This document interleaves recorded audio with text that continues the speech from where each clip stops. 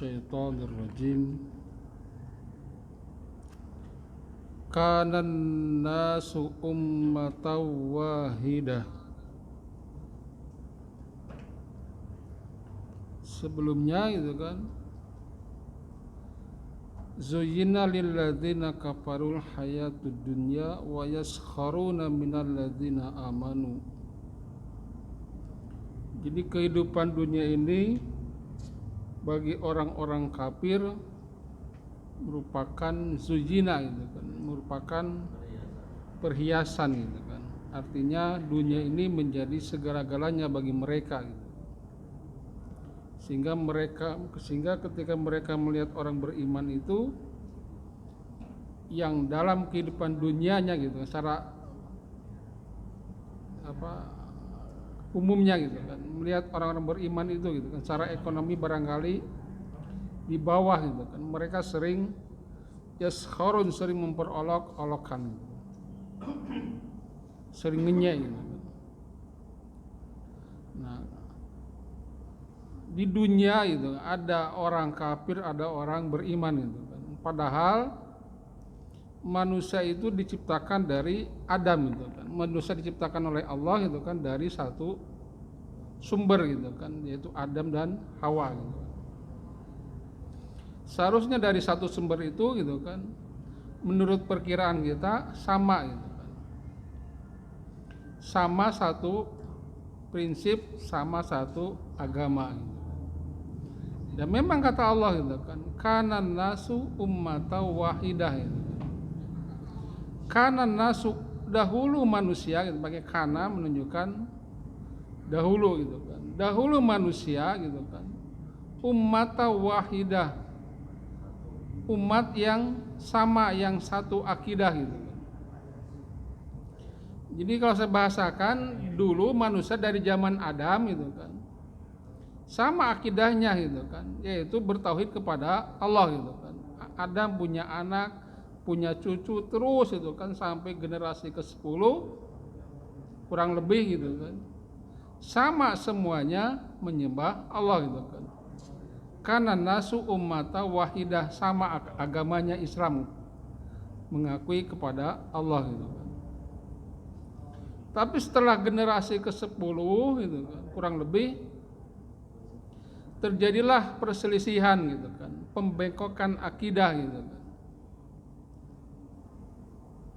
Biasa gitu kan, manusia itu gitu kan, ketika manusia gitu kan diuji oleh Allah gitu kan, dengan berbagai macam cobaan-cobaan yang kurang mengenakan gitu kan, disitulah timbul pemikiran-pemikiran yang barangkali secara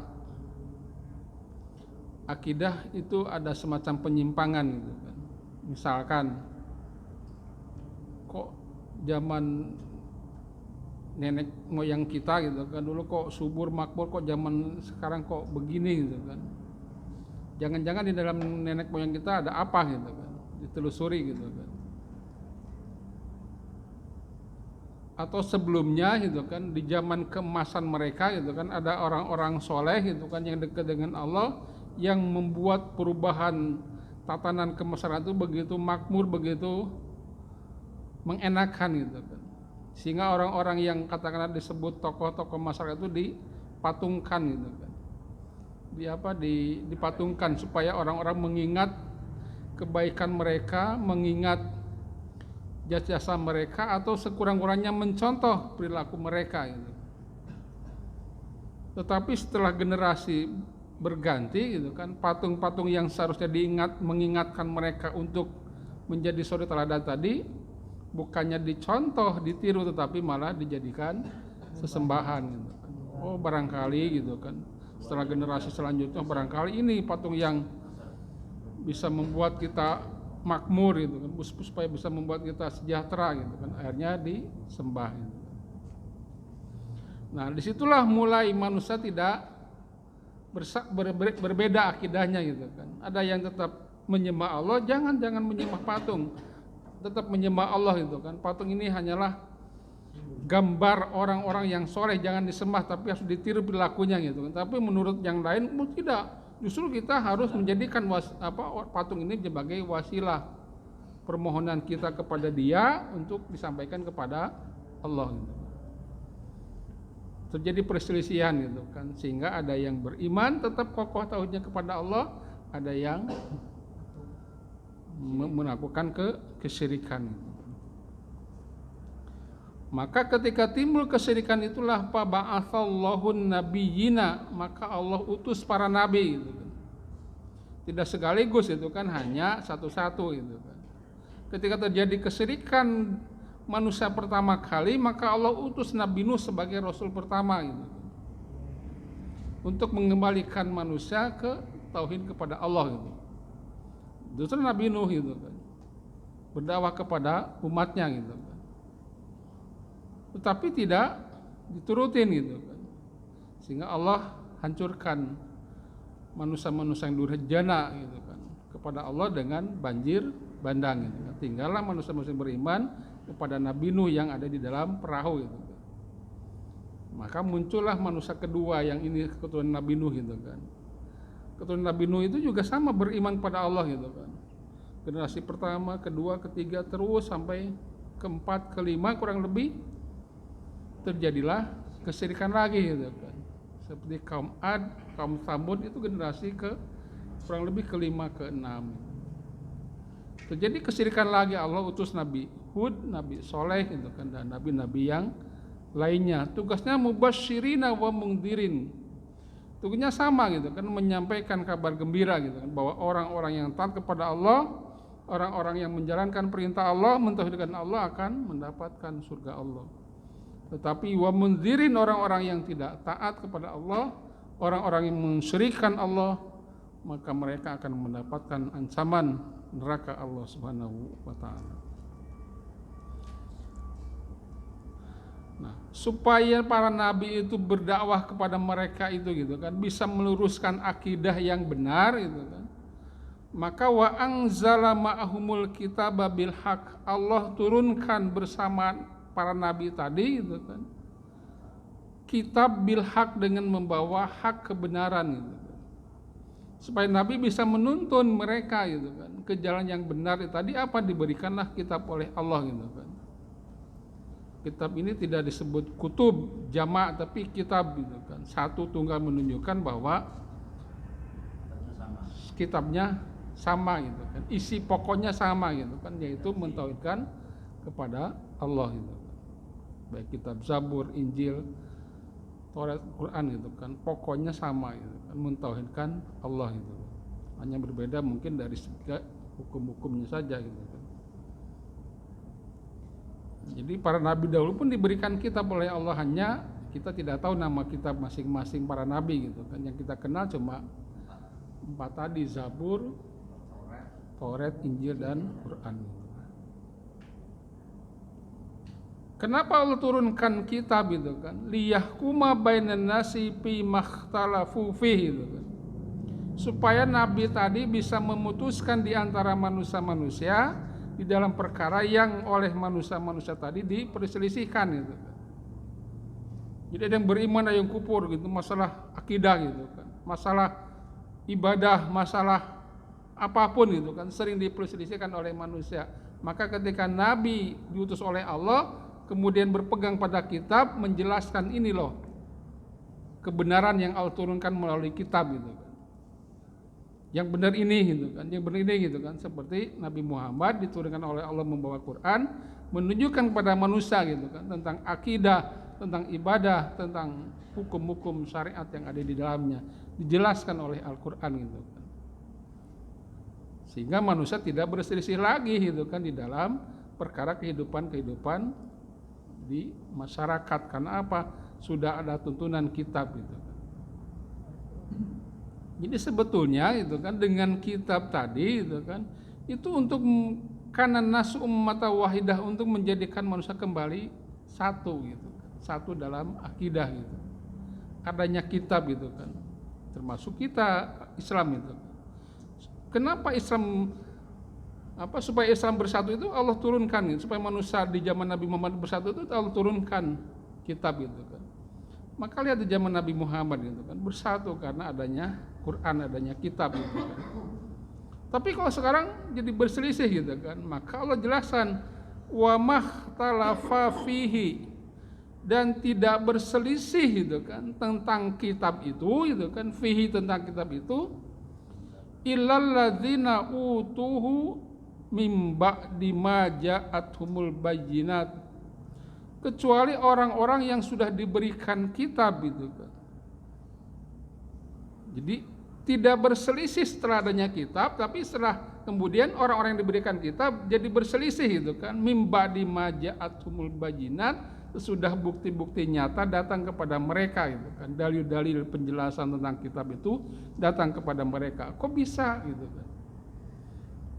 Padahal bayinannya sudah jelas, sudah ada gitu kan. Kok kenapa berselisih gitu kan? Nah, ini bagian ada rasa dengki gitu kan di antara manusia yang diberikan kitab oleh Allah gitu kan.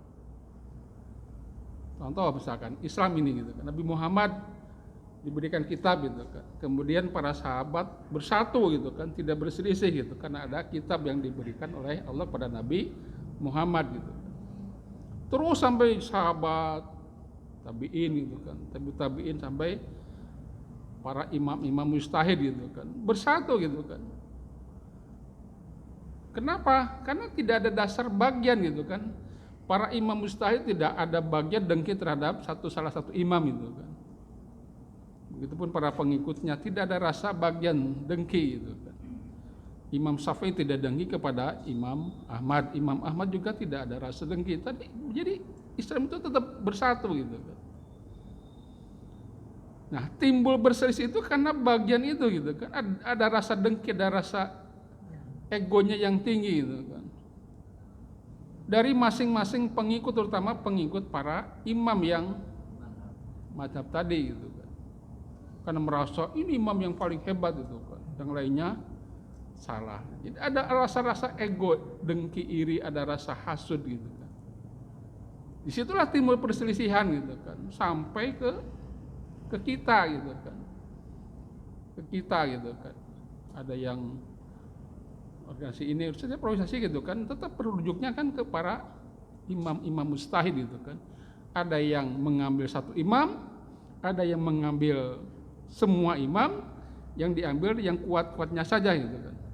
Seperti Muhammadiyah, Persis itu kan, tidak berpegang pada satu mazhab saja, tetapi seluruh mazhab yang memang dirasa kuat mengikuti Quran dan hadis itu kan. Ada yang memang satu mazhab saja gitu kan. Kalau tidak ada rasa dengki, bersatu tetap dalam ummah wahidah gitu kan. Tapi karena adanya bagian ini tadi gitu kan, itu akan terpecah-pecah umat ini gitu kan. Makanya kenapa kok umat Islam itu kok lemah gitu kan?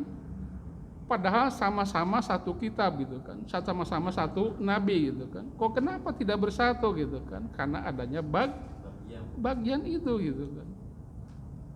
Kita sendiri merasakan gitu kan, kita dengki terhadap Islam yang lainnya, begitu pun Islam yang lainnya dengki kepada kita gitu. Sehingga ketika Islam ini berjuang, ini tidak mau berjuang gitu kan. Ketika ini berjuang, yang lainnya pun tidak mau berjuang gitu. Karena ada bagian tadi gitu kan.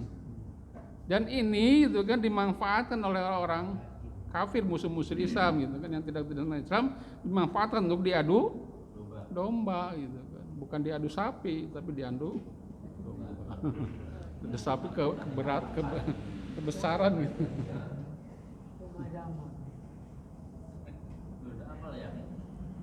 Makanya untuk bersatu kembali itu bagiannya itu dihilangkan gitu. Selama ada bagian sulit itu kan. Kenapa di zaman sahabat tabiin bersatu? Karena tidak ada bagian gitu kan. Baru setelah zaman Khulafaur Rasyidin gitu kan, mulailah Islam pecah karena adanya bagian gitu kan. Oh, yang jadi khalifah itu harus keturunan Quraisy itu kan. Muncullah Bani Umayyah gitu. Oh, harus dari Bani Abbas, muncullah Bani Abbas gitu kan. Terus bertengkar gitu kan, berselisih gitu. Karena bagian tadi ada rasa dengki. Maka fahadallahu alladzina amanu limakhtalafu fihi minal haqqi biizni Maka Allah berikan petunjuk hidayah kepada orang-orang beriman di dalam perkara yang diperselisihkan oleh mereka di dalamnya dari hak kebenaran dengan izin Allah gitu kan.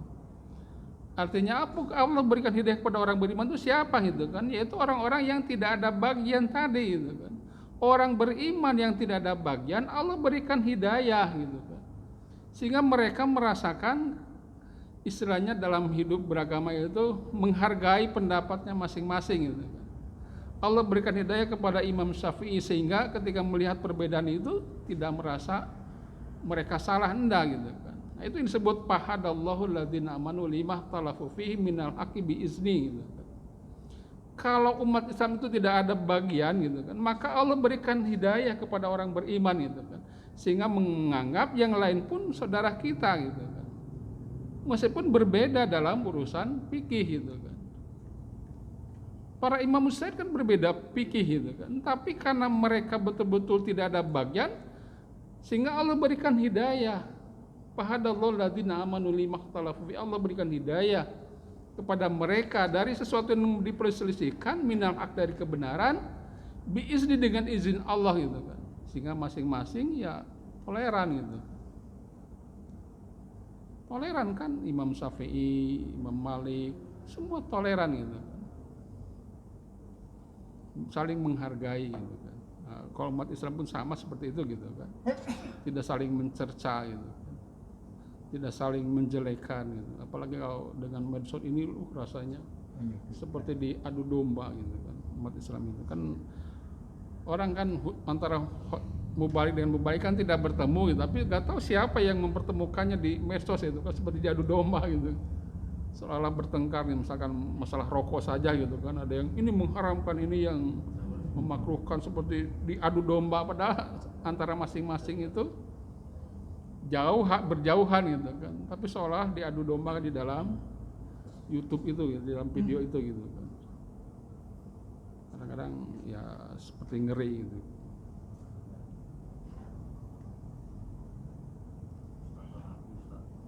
Wallahu yahdi may yasha'u ila siratim mustaqim, dan Allah memberikan hidayah kepada siapa yang dikehendakinya ke jalan yang lurus itu. Sekali lagi, Allah berikan hidayah may yasha kepada siapa yang dikehendakinya tetap mengikuti kebijakan Allah. Tadi apa? Hilangkan rasa dengki gitu kan. Ketika kita belajar dalam Islam itu kan, hilangkanlah rasa dengki, maka secara otomatis hidayah Allah akan tercurah kepada kita gitu kan. Sehingga masing-masing akan saling menghargai dan keilmuan kita akan bertambah gitu kan. Sehingga tidak merasa oh kok begitu gitu kan, begini gitu kan. Enggak, kita tidak merasa ketika melihat perbedaan itu kemudian kita seperti jengkel, enggak gitu. Malah mungkin kenapa kok mereka bisa mengambil pendapat itu, kita bisa menggali gitu. Itu disebut yahdi may yasha'u ila siratim mustaqim. Am hasibtum an tadkhulul jannah. Kemudian dalam kehidupan sosial gitu kan, kadang-kadang ketika kita sudah merasakan iman Islam gitu kan, merasa aman, tentram gitu kan, enggak. Maka Allah am hasibtum, apakah kalian mengira gitu kan, menyangka antadkhulul jannah, kalian akan masuk surga gitu. Dalam ayat lain gitu kan, ahasiban nasu ayyutraku ayyakulu amana wa hum la yuftanun gitu. Apakah manusia mengira ketika mereka berkata kami beriman padahal mereka belum diuji gitu. Jadi masuk Islam beriman bakal anteng-anteng saja? Enggak gitu kan. Akan diuji oleh Allah gitu kan. Apakah dengan mengucapkan 2 kalimat syahadat, apakah dengan masuk Islam, mengaku sebagai Islam akan langsung otomatis masuk surga gitu kan? Enggak gitu kan. Akan ada ujian-ujian gitu kan yang Allah berikan kepada orang-orang yang beriman gitu kan. Walamma ya'tikum masalul ladzina khalau min qablikum, padahal kata Allah belum datang kepada kalian hai orang-orang yang beriman yang mengaku bakal masuk surga, yang mengaku sebagai orang beriman gitu kan. Belum datang apa? Masalul ladzina khalau min qablikum, contoh-contoh orang-orang yang terdahulu sebelum kalian gitu kan. Maksudnya belum datang gitu kan. Seperti yang pernah dialami oleh umat-umat terdahulu itu. Mereka mengaku beriman, mereka bersama-sama para nabi gitu kan. Tidak lantas secara otomatis mereka aman, mereka tentram, mereka bahagia gitu. Justru mereka diuji oleh Allah, masathumul ba'sa'u, mereka ditimpa kata Allah ba'sa'u oleh ba'sa, kemiskinan itu kan. Di luar fisik kita gitu kan. Kemelaratan, kemiskinan gitu kan. Itu ba'sa gitu kan. Misalkan dagang gak payu-payu gitu. Kerja di PHK itu baksa gitu kan. Istri minggat gitu kan, baksa gitu. Anak jengkelkan gitu, baksa gitu. Waddarra, dan yang menimbulkan kepisikan kita, penyakit gitu kan. Gak waras-waras gitu kan. Weteng cekat-cekot gitu. Badan cekat-cekot gitu kan. Yes, gak waras-waras itu kan. Derro gitu kan. Ngantuk ay. Diabetes gitu kan. Ada pokoknya baksa gitu kan. Bahkan kata Rasul itu kan, umat terdahulu itu kan ada yang sampai dibelah dari kepala sampai kaki, dibagi dua, mereka tetap mempertahankan imannya gitu. Bahkan ada yang ditarik dengan seperti Umayyah tadi gitu kan, ditarik dengan kuda dibagi dua gitu. Kemudian ada Umayyahnya, istrinya yang ditusuk kemaluannya gitu kan. Itu zaman Rasul sendiri sudah seperti itu gitu, apalagi umat-umat terdahulu gitu kan, cobaannya luar biasa beratnya gitu. Tapi mereka tetap sabar gitu. Jadi ayat ini turun ketika para sahabat gitu kan meminta kepada Rasul gitu kan, kami sudah beriman, kami sudah menyatakan Islam, kok kenapa gitu kan hidup kami kok seperti ini gitu kan, malah guncangan kok semakin hebat gitu kan. Maka turunlah ayat ini yang menyatakan kalian baru segitu aja sudah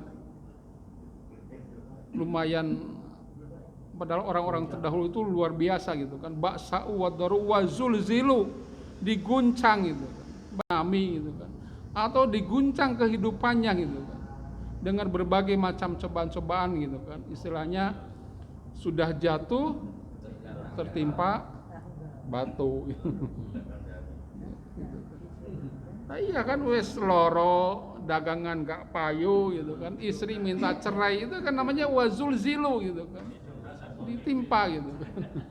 Oh iya wes gak payu, diobrak-obrak Satpol PP gitu, dagangannya di jogo gitu. Nah itu wazul zilu gitu. Hatta yaqulla rasulu walladzina amanu ma'ahu mata nasrullah, sehingga Rasul dan orang beriman yang diguncang seperti tadi itu kan berkata, mata nasrullah, kapan pertolongan Allah datang? Ala inna nasrullahi qarib, ingatlah sesungguhnya pertolongan Allah itu dekat. Artinya apa? Orang beriman yang ngaku beriman gitu kan pasti diuji oleh Allah gitu kan, sampai sedemikian rupa gitu kan. Baru setelah diuji itulah dengan kesabaran yang luar biasa mantapnya, maka Allah datangkan pertolongan kepada mereka gitu kan. Jalannya sabar tadi gitu. Jangan ketika diuji oleh Allah gak sabar, akhirnya frustasi gitu kan, gak tahu sholat, gak tahu ibadah, gawe apa sholat gitu kan, rezeki seret gitu kan. Nah, baru diuji seperti itu sudah berani meninggalkan sholat. Kalau dia mau sabar, dia mau tetap tekun ibadah kepada Allah, maka inna nasrullahi qarib, pertolongan Allah itu pasti dekat. Hanya manusianya tidak sabar. Iya pasti gitu, namanya manusia gitu. Tapi jangan mengeluh keterusan gitu kan.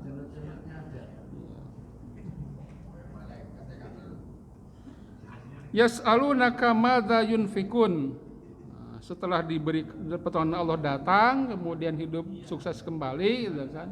Kemudian yas'alunaka madza yunfikun, para sahabat bertanya kepada engkau Muhammad, Madza yunfikun, apa yang harus mereka dermakan itu kan. Harta apa yang harus mereka dermakan itu? Bentuk apa gitu. Kul, hai Muhammad, katakan, ma anfaqtum min khairin, apapun yang kalian nafkahkan, min khairin, dari suatu kebaikan, harta maksudnya. Kenapa Allah cantumkan khair? Supaya manusia ketika menafkahkan, mendermakan harta itu khair yang baik gitu. Baik dari segi zatnya yang halal ataupun dari pencariannya yang halal gitu. Jangan hasil nyolong disedekahkan, itu namanya tidak khair gitu. Atau baik tetapi zatnya seperti babi, bangke itu haram, tidak boleh gitu. Untuk siapa? Walil walidaini gitu. Pertama untuk kedua orang tua gitu. Jadi untuk kedua orang tua itu sedekah pada orang tua itu khair yang baik gitu kan. Zatnya yang baik, uangnya yang baik, cara yang diperoleh pun baik gitu kan. Ini bukan zakat tapi sedekah wal akrobin, kepada kerabat. Nanti dalam hadis dijelaskan, pertama orang tua, baru kedua istri, anak, ketiga baru saudara-saudara, akrobin itu di situ gitu.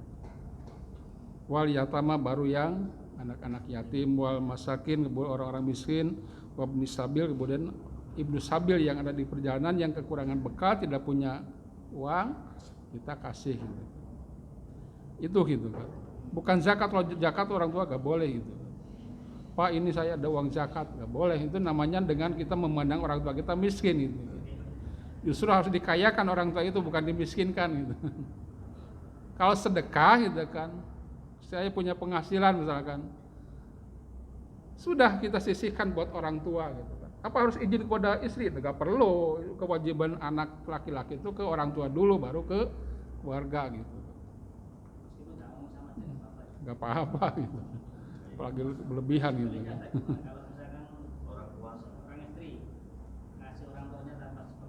Kalau istri harus minta izin dulu gitu kan, bedanya gitu. Istri minta izin dulu ke suami karena istri dikasih nafkah dari dari suami gitu kan. Izin kepada suami. Kalau suami gak minta izin gak apa-apa gitu. Istrinya kerja sendiri kok. Lain kalau kerja sendiri kan itu uang dia. Kalau uang dari nafkah suami harus minta izin ke suami. Kalau dia kerja ya terserah mau diberikan ke orang tuanya tanpa izin suami gak apa-apa gitu. Ini kalau kita beri nafkah ke istri gitu. Wa ma taf'alu min khairin fa innallaha bihi alim, dan apapun yang kalian perbuat dari suatu kebaikan, insyaallah Allah Maha tahu, dicatat sebagai suatu amal pahala bagi kalian. Wassalamualaikum warahmatullahi wabarakatuh.